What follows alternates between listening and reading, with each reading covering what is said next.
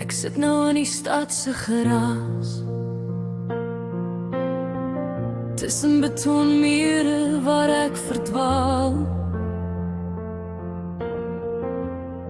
Maar saans hoor ek steeds die wind teen die Eysterberg waar Eysterklippe slaan.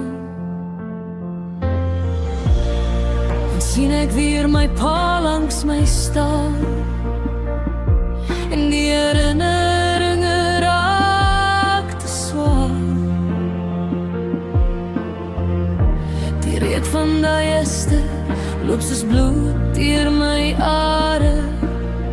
Ek kan dit nie ontken nie, ek is 'n boer tot in my siel.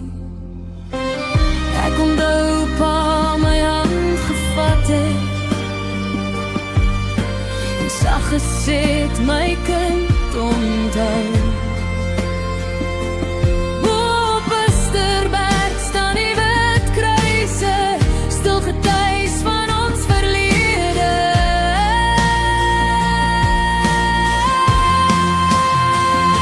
Die wêreld verander en die plase staan al olie.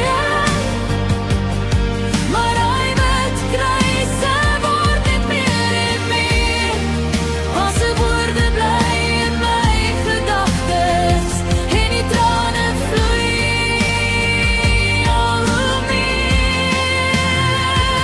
Die reuk van die Eyster loop soos bloed deur my jare.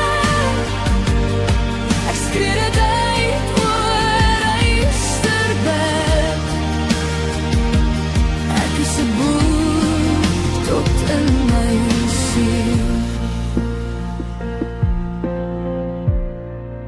Elke pad bring my terug na die berg waar ek groot geword het, waar my pa my geleer het om nooit my wortels te vergeet nie. Al verander die wêreld om my, bly die stem nog in my hart, want Eysterberg leef vir altyd binne